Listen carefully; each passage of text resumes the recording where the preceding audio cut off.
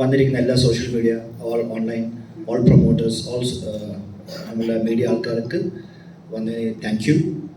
And നിങ്ങളിത് വലിയൊരു ലെവലിലേക്ക് നിങ്ങളിത് എത്തിച്ചേർക്കണമെന്നാണ് എൻ്റെ പ്രാർത്ഥന. പറഞ്ഞു റിയാസ് ഖാൻ, എന്താണ്? റിയാസ് ഖാൻ അടിച്ചു കയറിവ ഓക്കെ, ഭയങ്കര വൈറലാണ്. ഓക്കെ, അടിച്ചു കയറിവാക്ക് മുമ്പുള്ള റിയാസ് ഖാനും ഓക്കെ, അടിച്ചു കയറിവാക്ക് ശേഷമുള്ള റിയാസ് ഖാനും എങ്ങനെ വ്യത്യാസപ്പെട്ടിരിക്കുന്നു? ഒരു വ്യത്യാസമില്ല. ആരാധകര്, ഉറങ്ങിക്കിടക്കുന്ന ആരാധകര് പുറത്തൊന്നും തോന്നുന്നുണ്ടോ? അങ്ങനെയൊന്നുമില്ല, എല്ലാവർക്കും എപ്പോഴും ഇഷ്ടമായിരുന്നു, ഇപ്പോൾ കൂടുതൽ ഇഷ്ടം. ഓക്കെ, അത്രേ ഉള്ളൂ, വേറെ ഒരു വ്യത്യാസമൊന്നുമില്ല. എപ്പോഴും കേരളത്തിൽ കുറേ ഫാൻ ബേസ് ഉണ്ടായിരുന്നു എനിക്ക്, എല്ലാവരും രണ്ട് കൈ കൊണ്ട് സ്വീകരിക്കുന്നതാണ്. അതിപ്പോഴും അതേപോലെ തന്നെ. അതിൽ അടിച്ചു കയറുക ഒരു എക്സ്ട്രാ ബൂസ്റ്റ്, അത്രേ ഉള്ളൂ. ഒരു ബൂസ്റ്റ്, ഒരു പുഷ്, ബാക്കിൽ നിന്ന് ചെറിയ പുഷ്, അത് ഭയങ്കര സന്തോഷമുണ്ട്. ആദ്യം ഈ DNA ഒരു ദിവസം ഒരു ലേറ്റ് ഈവനിങ് എനിക്ക് വിളി വരുന്നത് ത്രൂ ഡിക്സൺ, സന്തോഷ് ഏട്ടന് വിളിയാണ് വരുന്നത്. ഞാനും സന്തോഷ് ഏട്ടനും തമ്മിൽ വി ആർ ലൈക്ക് ഫ്രണ്ട്സ്. നമ്മൾ കുറേ കാര്യങ്ങൾ ഞങ്ങൾ ഷെയർ ചെയ്യുന്നതാണ്. അങ്ങനെ സന്തോഷ് ഏട്ടൻ വിളിച്ചു. സന്തോഷ് ഏട്ടൻ ഒരു കാര്യമുണ്ട്, എല്ലാം ഫുള്ളായിട്ട് പറയില്ല, ഒരു സസ്പെൻസ് കൊണ്ട് നിർത്തും, പറഞ്ഞിട്ട് നിർത്തും. അപ്പോൾ ഇനിയും കൂടി എന്താ അത് കഴിഞ്ഞ് സന്തോഷ് ഏട്ടൻ അത് കഴിഞ്ഞ് പറയും. അപ്പോൾ അത് കഴിഞ്ഞിട്ട് പറയാ ഇപ്പം ഇത്രേ ഉള്ളൂ എന്ന് പറയും. ഭയങ്കര സസ്പെൻസ് ആണ് അതിൽ. അപ്പോൾ പിന്നെ ഞാൻ ചോദിക്കുന്നത്, സാർ ഇത് ഇങ്ങനെയാണ് തുടങ്ങിയത്. എനിക്ക് ബെൻസി പ്രൊഡക്ഷൻസ് ആണോ സാറാണോ ഡയറക്ഷൻ ചെയ്യുന്നത് എനിക്കൊന്നും അറിയില്ല. ദെൻ സാറിൻ്റെ പേര് പറയുന്നു. സാറിന് ഞാൻ വലിയ ഫാനാണ്, ഞാൻ ഫ്രം ദ ബിഗിനിങ് വലിയ ഫാനാണ്. സോ ഒരു ആക്ടറിന് സാറിൻ്റെ കൂടെ വർക്ക് ചെയ്യാൻ പറ്റിയത് വളരെ ഒരു ഭാഗ്യമാണ്. ഐ എം സോ ഹാപ്പി സാറിനോട് വർക്ക് ചെയ്യുന്നത്. ഞാൻ സാറിനെ പോലെ വേറൊരാളെ കണ്ടിട്ടുണ്ട്, തെലുങ്കിൽ കൊടിയ കൃഷ്ണ. ഒരിക്കലും ദേഷ്യപ്പെടില്ല, എല്ലാം ഭയങ്കര സോഫ്റ്റാണ്. ഏത് കാര്യവും ഭയങ്കര സോഫ്റ്റായിട്ടാണ് അവനെ ഹാൻഡിൽ ചെയ്യുന്നത്, ഒരു പ്രഷറും ഇല്ല. അത് കഴിഞ്ഞ് ഞാൻ സാറേ കാണാം, ഒരു പ്രഷറില്ല, ഒന്നുമില്ല, എല്ലാവരോടും വളരെ സോഫ്റ്റ്, ഭയങ്കര കംഫർട്ടബിളാണ് ആർട്ടിസ്റ്റ്. അങ്ങനെ സാർ പൂ പോലെ അങ്ങനെ കൊണ്ടുവന്ന് എല്ലാ കാര്യങ്ങളും അങ്ങോട്ട് സാധിച്ചെടുത്തു. So happy. Technical team, all my colleagues. പിന്നെ പപ്പനും ഞാനും തമ്മിൽ ഒരു റിലേഷനുണ്ട്. റിലേഷൻ മീൻസ് എൻ്റെ ഫാദറും പുള്ളിയുടെ ഫാദറും തമ്മിൽ ക്ലോസ് ഫ്രണ്ട്സാണ്. സോ എപ്പോഴും ഞാൻ പപ്പനെ കാണുമ്പോൾ ഞങ്ങളുടെ ഫാദറിൻ്റെ ഓർമ്മ വരും എപ്പോഴും. So we use to talk. So അതൊന്ന്. പിന്നെ അഷ്കറിന് all the best, grand success ആട്ടെ ഈ പടം. So that's it. വേറെ എന്തൊക്കെയാണ്? എനിക്ക് ബാബു ചേട്ടനോട് ഒരു ചോദ്യം ചോദിക്കാനുണ്ട്. സാർ എത്രത്തോളം നൊസ്റ്റാൾജിക്കാണ് ഈ സിനിമ? കാരണം സാറിന്റെ ഏറ്റവും വലിയ ഹിറ്റ് സിനിമ സംവിധാനം ചെയ്ത ഡയറക്ടറുടെ ഒപ്പമാണ് ഇപ്പോൾ വീണ്ടും വർഷങ്ങൾക്ക് ശേഷം അഭിനയിക്കുന്നത്. സോ എത്രത്തോളം നൊസ്റ്റാൾജിക്കായിരുന്നു? കാരണം ഈ ഒരു സിനിമ എന്തായാലും നമുക്ക് ഒരുപാട് മെമ്മറീസ് തരുന്ന, അല്ലെങ്കിൽ നൊസ്റ്റാൾജിയ തരുന്ന ഒരു സിനിമയാണ്. ഞങ്ങൾ എപ്പോഴും ഇങ്ങനെ ലൊക്കേഷനിൽ ഞാനും ബാബുമായിട്ട് ഇങ്ങനെ പണ്ടത്തെ പല കാര്യങ്ങൾ സംസാരിക്കുകയും, ലൊക്കേഷൻ മാത്രമല്ല ഞങ്ങൾ ഓൾമോസ്റ്റ് എവറി ഡേ അങ്ങോട്ടും ഇങ്ങോട്ടും ഫോൺ ചെയ്ത് സംസാരിക്കാറുണ്ട്. അപ്പം ഈ സിനിമ എന്ന് പറയുന്നത് ഇതിൻ്റെ ഒരു ഭാഗമാകുക എന്നുള്ളത് മാത്രമാണ് എൻ്റെ ഒരു ഇത്. അങ്ങനെ ഒരു ഭാഗ്യം ലഭിച്ചാൽ എനിക്ക് സന്തോഷമുണ്ട്. വീണ്ടും ഞങ്ങൾക്ക് ഒരുമിച്ച് വർക്ക്, വീണ്ടും ഞങ്ങൾ ഒരുപാട് പല സിനിമകളും പ്ലാൻ ചെയ്യുന്നുണ്ട്. അപ്പം ശരിക്കും ഒരുപാട് ഞങ്ങൾ ഈ സിനിമയിൽ മാത്രമല്ല, പേഴ്സണലായിട്ട് വ്യക്തിപരമായിട്ട് ഞങ്ങൾ എപ്പോഴും അങ്ങോട്ടും ഇങ്ങോട്ടും ആഴ്ചയിൽ 4 ദിവസമെങ്കിലും ഞങ്ങൾ ഫോണിൽ കൂടി സംസാരിക്കാറുണ്ട്, ഇത്ര വർഷങ്ങളായിട്ട് മുടങ്ങാതെ. അപ്പം ഡെഫിനറ്റ്ലി നമ്മൾ നേരിട്ട് കാണുമ്പോൾ ഒരുപാട് മെമ്മറീസ് ബ്രിങ്ങിങ് ബാക്ക്. പിന്നെ എല്ലാവരുടെയും കൂടെ വർക്ക് ചെയ്യുന്നതും അതൊരു വലിയ സന്തോഷമാണ്. ബാബുചേട്ടൻ്റെ ഈ സിനിമയിൽ എന്താണ്, ഈ സിനിമയിൽ പ്രത്യേകമായിട്ട് എന്തെങ്കിലും കരുതി വെച്ചിട്ടുണ്ടോ? ശരിക്കും ഒരു കാമ്യമാണ്. അപ്പോൾ എന്നോട് ബാബു പറഞ്ഞു ഇതാണ് സംഭവം, ഒന്ന് ചെയ്യാമെന്ന് ചോദിച്ചു. ഞാൻ കൂടുതലൊന്നും ചോദിച്ചിട്ടില്ല. ബാബുവിൻ്റെ ഒരു അതെ അതെ അതെ അപ്പോൾ അത് അങ്ങ് ചെയ്തു എന്നുള്ളതേ ഉള്ളൂ, അല്ലാണ്ട് ഒരു വിശ്വാസം അതാണ്. ആവശ്യമുള്ള ആക്ഷൻ ബാബു ആന്റണിയിലുണ്ട്. പൂർണ്ണമായ ഒരു ബാബു ആന്റണി ചിത്രമല്ല, അത് ഞങ്ങൾ വേറെ ഒരു നല്ല സംഭവം പ്ലാൻ ചെയ്തിട്ടുണ്ട്. പിന്നെ ഇതിനകത്ത് ഇരിക്കുന്ന മിക്ക ആർട്ടിസ്റ്റുകൾക്കും, അല്ലെങ്കിൽ ഇൻക്ലൂഡിങ് രശ്മി റോയ് അടക്കം ഇതിൻ്റെ ഫുൾ കഥ അറിഞ്ഞുകൂടാ. അവർക്ക് അറിഞ്ഞുകൂടാ. ഞങ്ങൾ ഹൈഡ് ചെയ്ത് ആണ് പറഞ്ഞത്. അത് തന്നെയായിരുന്നു. ഞങ്ങൾക്ക് ആർക്കും അറിയത്തില്ല എന്താ സംഭവം. അതെ നാളെ അറിയാം. അതെ, അതിന്റെ ക്ലൈമാക്സ് യഥാർത്ഥത്തിൽ അറിയാമെന്ന് എനിക്ക് സന്തോഷം മാത്രമേ ഉണ്ടായിരുന്നു. അത് സെപ്പറേറ്റ് ആ പേജ് മാറ്റി വെച്ചും സന്തോഷം എഴുതിയിട്ടില്ല. കാരണം ഷൂട്ടിംഗ് സമയത്ത് രാവിലെയാണ് യഥാർത്ഥത്തിൽ ആ സ്ക്രിപ്റ്റ് പേപ്പർ കയ്യിൽ വന്നത്. ഞങ്ങൾക്ക് രണ്ടുപേർക്ക് മാത്രമേ അറിയാവുന്നുള്ളൂ. ബാക്കി ആർട്ടിസ്റ്റുകളോട് ഡീറ്റെയിൽ ഒന്നും പറഞ്ഞിട്ടില്ല. അവർ അത്യാവശ്യമുള്ള ക്യാരക്ടർ പറഞ്ഞു. പക്ഷെ അത് വേറൊരു ബുദ്ധിമുട്ടുണ്ട്. കാരണം ഈ പറഞ്ഞ പോലെ ഫുൾ ഡീറ്റെയിൽ കഥ അവർക്ക് അറിയാത്തത് കൊണ്ട് ആ സീൻ എടുക്കുന്ന സമയത്ത് മാത്രമുള്ള ഈ പറഞ്ഞ പോലെ നമ്മളൊന്ന് കുറച്ചുകൂടെ ക്ലാരിഫൈ ചെയ്യേണ്ടി വന്നു. ലക്ഷ്മി ചോദിച്ചു ഇവരൊക്കെയാണോ വില്ലന്മാരെന്ന് ചോദിച്ചു. ഈ ഇന്നലെ മിനിങ്ങാന്ന് പടം കണ്ടിട്ട് അവർക്കൊന്നും അറിയില്ല. അവർക്ക് അങ്ങനെ പലർക്കും കുറച്ച് ഐഡിയ ചെയ്യേണ്ടി വന്നു. അതൊരു ബുദ്ധിമുട്ട് ഞങ്ങൾക്ക് ഉണ്ടായിരുന്ന ആർട്ടിസ്റ്റ് ഉള്ള രീതിയിൽ ചിലപ്പോൾ അവർക്ക് ഉണ്ടായി കാണണം. പക്ഷെ മാക്സിമം ഞങ്ങളത് മെയിൻറ്റെയിൻ ചെയ്തിട്ടുണ്ട്. ഒരു മിനിറ്റ്. ഇതിലെ വില്ലന്മാരിൽ പലരും ഇവിടെ ഇരിക്കുന്നുണ്ട്. അവർക്കൊക്കെ ഒരു കറുപ്പ് ടിൻറ്റുണ്ട്.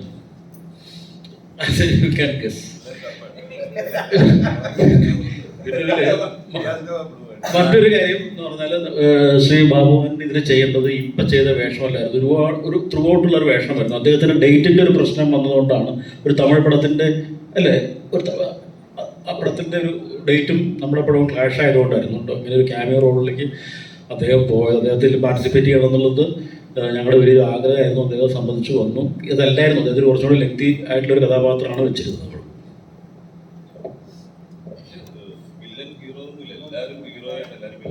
ഇതിനകത്ത് എല്ലാവരും ഹീറോസാണ് കേട്ടാ. ഇതിനകത്ത് വില്ലനൊന്നും പ്രധാന കഥാപാത്രമൊക്കെ ഉണ്ട്. എല്ലാവർക്കും നല്ല അത്യാവശ്യം അവരുടെ വേഷം ചെയ്യാൻ പറ്റിയ സംഭവം തന്നെയാണ്. എല്ലാവരും ഭംഗിയായിട്ട് ചെയ്തിട്ടുണ്ട്. അതിപ്പോൾ പടം കാണുമ്പോൾ അറിയാം. ആരെയാണ് അടുത്തത്? അസ്കർ. സന്തോഷം. സ്റ്റോപ്പ് വയലൻസ് എഴുതുന്ന സമയത്ത് അത് ഒരേ സമയം ഒരു വയലന്റ് ആയിട്ടുള്ള ഒരു നായകന്റെയും അതുപോലെ തന്നെ ഒരു സ്റ്റാറിന്റെയും കൂടി ലോഞ്ച് ആയിരുന്നു ആ സിനിമ. ഒരേ സമയം പ്രകടനത്തിനും അതുപോലെ തന്നെ ആ താരത്തിനും ഒരേ സമയം വെയിറ്റേജ് കൊടുത്തിട്ടായിരുന്നു അതിന്റെ സ്ക്രിപ്റ്റ് പാറ്റേൺ ഒക്കെ. DNA-ലേക്ക് വരുമ്പോൾ ഒരു മമ്മൂക്ക ഇൻഫ്ലുവൻസ് ഉള്ള ഒരാൾ, അയാൾക്ക് വേണ്ടി ഒരു സിനിമ ആ വിധത്തിലൊരു സ്റ്റാർ ലോഞ്ച് എന്നുള്ള രീതിയിൽ ആ ആംഗിളും കൂടി ഈ സിനിമയ്ക്കുണ്ടോ? അങ്ങനെ ഒരു ലാർജർ ദാൻ ലൈഫ് ആംഗിളും കൂടി സ്റ്റോപ്പ് വയലൻസിനുള്ളത് പോലെ തന്നെ? ഇല്ല, stop violence more than organic ആയിരുന്നു. അതിൻ്റെ കഥ ഉണ്ടായതും അതിൽ പൃഥ്വിയില്ലായിരുന്നു. അതിൽ ആദ്യം ഉണ്ടായത് അതിൻ്റെ തിരക്കഥ തന്നെ. കഥയും തിരക്കഥയാണ് അതിൽ ആദ്യം ഉണ്ടായത്. ഞാൻ ഇവിടെ ഡിഗ്രി കോളേജിൽ ആൽബർട്ട്സ് പഠിക്കുന്ന സമയത്ത് നമ്മുടെ എറണാകുളത്ത് ഉണ്ടായിരുന്ന ഒരു വലിയ ഗുണ്ട എന്ന് പറയുമ്പോൾ അദ്ദേഹത്തെ കണ്ടു കഴിഞ്ഞാൽ ഈ ട്രൈപ്പോഡിൻ്റെ സൈസേ ഉള്ളൂ. എറണാകുളം നമ്മുടെ ഈ സരിതാസാവിത തിയേറ്ററിൻ്റെ മുൻപിലാണ് അദ്ദേഹത്തിൻ്റെ വീടുണ്ടായിരുന്നത്. ഞാൻ പേര് പറയുന്നില്ല. അദ്ദേഹത്തെ വളർത്തിയ ഒരു CA ഉണ്ടായിരുന്നു അവിടെ. അവരുടെ കഥയാണ് അത്. ഓർഗാനിക്കാണ്. നമ്മുടെ മുമ്പിലുണ്ടായിരുന്ന ഒരു കഥയിൽ നിന്നാണ് അത് വന്നത്. അപ്പോൾ അതിന് ആർട്ടിസ്റ്റ് ആര് വേണമെന്നൊന്നും നമ്മൾ മുന്നിൽ കണ്ടിരുന്നില്ല. പൃഥ്വി ഉണ്ടായിരുന്നില്ല. അതിൻ്റെ പ്രൊഡ്യൂസർ നമ്മളാണെന്ന് പറഞ്ഞത് ഒരു ഇമേജും ഇല്ലാത്ത ഒരു ന്യൂ ഫേസിനോട് നമുക്ക് ഈ പടം ചെയ്യാം എന്നുള്ള അവർ പറഞ്ഞത്. പക്ഷേ അങ്ങനെ പല മുഖങ്ങളെ നോക്കി വന്നപ്പോൾ ഒന്നും ഈ ഒരു കഥാപാത്രത്തിൻ്റെ ഒരു തീക്ഷ്ണത ഉൾക്കൊള്ളാൻ പറ്റിയ ഒരു ബോഡി ലാംഗ്വേജോ അല്ലെങ്കിൽ ഫേസോ ഉള്ളവരില്ലായിരുന്നു. അങ്ങനെ ഇരിക്കുമ്പോഴാണ് രഞ്ജിത്തിൻ്റെ നന്ദനം എന്ന സിനിമയുടെ ഷൂട്ട് നടക്കുന്നത്. അപ്പോൾ രഞ്ജിത്ത് ഒരിക്കൽ ഒന്ന് പറഞ്ഞു, ഇത് ഈ നടൻ സുകുമാരൻ്റെ മകനാണ് എൻ്റെ പടത്തിലെ നായകൻ, നിങ്ങളൊന്ന് വന്ന് നോക്ക്. എനിക്ക് തോന്നുന്നു എൻ്റെ ഈ നന്ദനത്തിലെ കഥാപാത്രത്തേക്കാൾ കൂടുതൽ നിങ്ങളുടെ കഥാപാത്രത്തിനയാൾ യോജിക്കുന്നു, വന്ന് നോക്കുമെന്ന് പറഞ്ഞിട്ട് ഞാൻ എൻ്റെ ചേട്ടൻ AK സാറിനും കൂടി ഞങ്ങൾ പറവൂരുള്ള ലൊക്കേഷനിൽ ഇത് പോയി കാണുമ്പോൾ ഇയാളൊരു സാധാരണ ഒരു അതിലൊരു കോസ്റ്റ്യൂമൊക്കെ ഇട്ട് ഒരു ബർമൂടയും ഒരു ടീഷർട്ടും ഇട്ടിട്ട് അവിടെ ആ വീട്ടിൽ നിൽക്കുന്നു. സംസാരിച്ചു. എനിക്ക് തോന്നുന്നു അപ്പോൾ അയാളുടെ ഒരു കണ്ണും അയാളുടെ ചിരികളും ഒക്കെ നോക്കി പെട്ടെന്ന് എവിടെയോ ഒരു സ്ട്രൈക്ക് ചെയ്തു. ഇങ്ങനെ ഒരു കാര്യം സാത്താൻ എന്ന് പറഞ്ഞ കഥാപാത്രത്തെ പറ്റും അങ്ങനെ വന്നതാണ് ആ കഥാപാത്രം. ഇതങ്ങനെയല്ല. ഇതിൽ നമുക്ക് അസ്കർ എന്ന ആള് പ്രീഫിക്സ്ഡ് ആണ്. ഈ പ്രൊജക്റ്റ് ഉണ്ട്. കാരണം അസ്കറിനാണ് ഈ പ്രൊജക്റ്റ് വരുന്നത്. അപ്പോൾ അസ്കറിനെ നമുക്ക് അസ്കറിലേക്ക് ചേർന്ന കുപ്പായം തയ്ക്കാന്നേ ഉള്ളൂ. ടൈലർ മെയ്ഡ് സാധനം നമ്മൾ ചെയ്യാന്നുള്ളത്. അങ്ങനെയാണ് ഇത് വന്നത്. അപ്പം അതിൽ നമുക്ക് 1-2 ബാധ്യത എന്നുള്ള വാക്ക് ഞാൻ ഉപയോഗിക്കുന്നില്ല. അസ്കറിൻ്റെ വെച്ചിട്ട് നമുക്കൊരു വലിയ പോലീസ്, അപ്പം എൻ്റെ പ്രൊഡ്യൂസർക്ക് ഒരു സജഷൻ പോലെ പറഞ്ഞത് ഒരു പോലീസ് കഥാപാത്രത്തെ അയാൾക്ക് കൊടുക്കാൻ പറ്റുമോ നമ്മൾ അങ്ങനത്തെ കഥകൾ എഴുതിയിട്ടുള്ളത് കൊണ്ട് ചോദിച്ചു. അപ്പോൾ ഞാൻ പറഞ്ഞു പോലീസ് കഥാപാത്രങ്ങൾ കൊടുക്കാം, പക്ഷേ ഒരു ഭയങ്കര ഔട്ട് ഓഫ് ബോക്സ് ഒരു അമാനുഷിക സംഭവങ്ങൾ താരതമ്യേന പുതിയൊരാളെ വെച്ച് ചെയ്യുന്നതിൽ പ്രശ്നം ഉണ്ടാവും, എനിക്കത് എത്രത്തോളം വലിക്കുന്ന അറിയില്ല എന്ന് പറഞ്ഞിട്ടാണ് അങ്ങനെ നമ്മൾ ഇങ്ങനെ ഒരു ഇതിലേക്ക് ലാൻഡ് ചെയ്തതും വന്നത്. ആർക്ക് കൊടുക്കണം?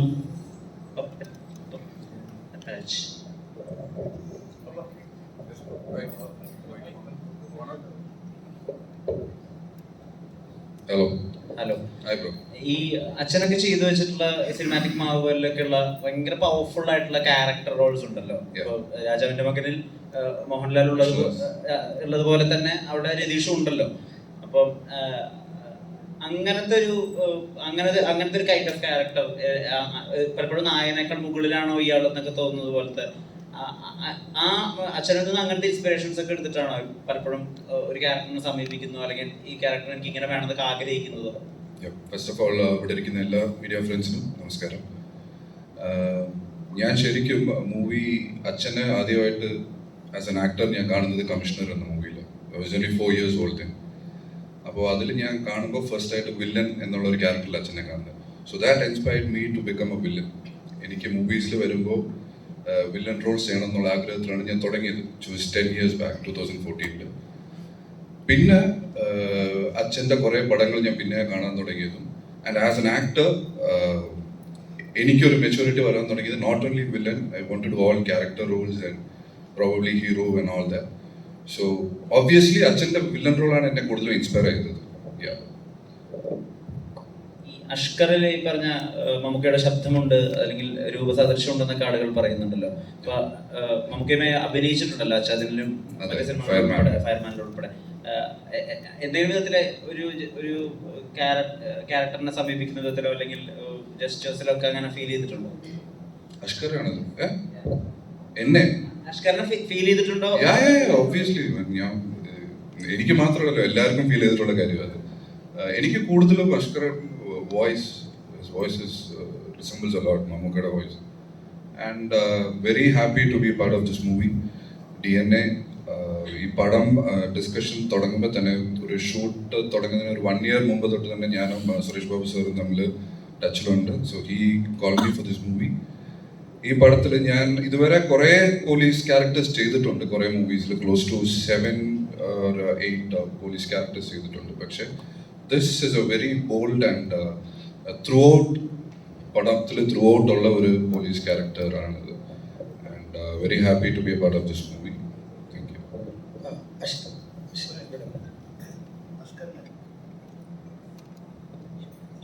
ഓക്കെ, ഇതൊക്കെ കുറേ കമ്പാരിസണൊക്കെ വരും. പക്ഷേ അഷ്കറിനായിട്ടുള്ള സ്റ്റൈലുണ്ട്, പുള്ളിയായിട്ട് ഉള്ളൊരു പെർഫോമൻസ് ഉണ്ട്, ഒരു തനിത്വമുണ്ട്. അത് നിങ്ങൾക്ക് കാണാൻ പറ്റും പടം റിലീസാകുമ്പോൾ. And he will rock in his own style, in his own way. ആരും അതിൻ്റെ ഇതിൽ വരില്ല, കമ്പാരിസണിൽ വരില്ല. അഷ്കർ, ഇപ്പോൾ ഈ സിനിമ ഓണാകുമ്പോൾ തൊട്ട് അഷ്കർ ഉണ്ടല്ലോ, അപ്പൊ ഇതിന്റെ ഒരു ജേർണിയും ഇതിന്റെ ഒരു ക്യാരക്ടറിന്റെ അടക്കം ഇമോഷൻ ട്രാൻസ്ഫോർമേഷൻ ഭയങ്കരമായിട്ട് മനസ്സിലേക്ക് എടുത്തിട്ടുള്ള ആളുകൂടെ. ശരിക്കും ഒരു ആക്ടർ ഫസ്റ്റ് ഈ പ്രൊജക്റ്റിലേക്ക് വരുമ്പോൾ ഉണ്ടാവുന്ന ഒരു അഡ്വാൻറ്റേജിനെ കുറിച്ച് എങ്ങനെയാ മനസ്സിലാക്കിയിട്ടുള്ളത്? അഡ്വാൻറ്റേജ് ഒന്നും നമ്മൾ പ്ലാൻ ചെയ്ത് വന്നതല്ല. എനിക്ക് എൻ്റെ പ്രൊഡ്യൂസർ ഓഫർ ചെയ്തു, ഒരു സിനിമ ഞാൻ ചെയ്തു തരാം, നിനക്ക് എന്തോ അഭിനയിക്കാനൊക്കെ അറിയാമെന്ന് എനിക്ക് തോന്നുന്നു. എൻ്റെ പ്രൊഡ്യൂസർ പറഞ്ഞു, അദ്ദേഹമാണ് എനിക്ക് ഒരു ഓഫർ തന്നത്. ആ ഓഫർ തന്നതിൽ ഞാൻ ബാബു സാറ് എന്നെ സപ്പോർട്ട് ചെയ്തു. കാരണം ഞാൻ ബാബു സാറിൻ്റെ കുറേ വർഷങ്ങൾ മുമ്പ് ഒരു ഷോർട്ട് ഫിലിം അഭിനയിച്ചിട്ടുണ്ട്. അദ്ദേഹത്തിനോട് കന്യാകുമാരി എക്സ്പ്രസ് എന്ന് പറഞ്ഞ പടത്തിൽ ഒരു ചെറിയ വേഷം ചെയ്തിട്ടുണ്ട്. അങ്ങനെ ഗൗരിനന്ദ ഞങ്ങളൊരു ഫാമിലിയാണ്. കാരണം ഞാൻ ചേട്ടനോ അച്ഛനോ എൻ്റെ എല്ലാം ആണ്. കാരണം ഞാൻ ഈ പ്രൊഡ്യൂസറുടെ അടുത്ത് നിന്ന് അദ്ദേഹത്തെ കാണാൻ പോയത്, ട്രിവാൻഡ്രത്ത് അദ്ദേഹം കാണാൻ പോയി.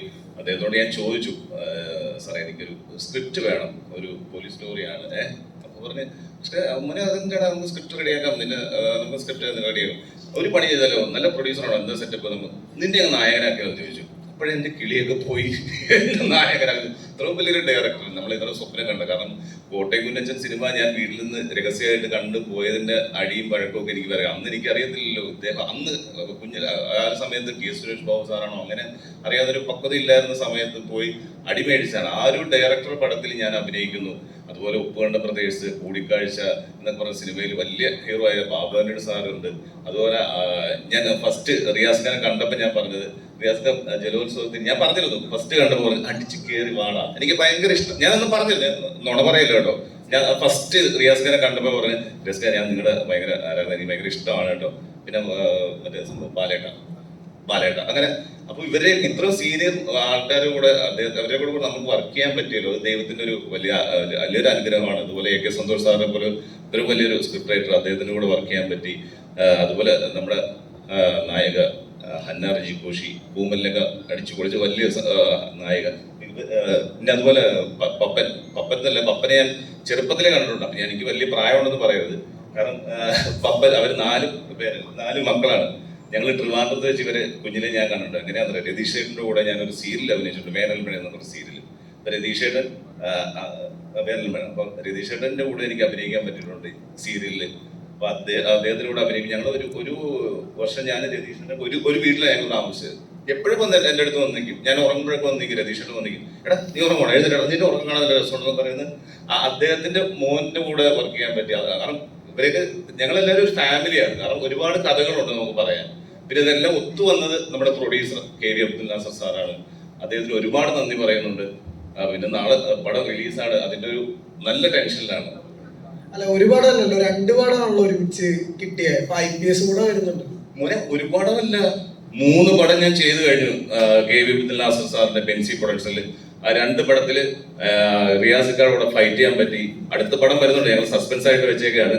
പിന്നെ ബാബുവിന്റെ സാർ അദ്ദേഹത്തിനൂടെ എനിക്ക് ഇതിൽ കോമ്പിനേഷൻ ഞാൻ പറയുന്നില്ല, രഹസ്യം പറയുന്നില്ല, അതൊന്നും നമുക്ക് റിവീൽ. ഇനി അടുത്ത IPS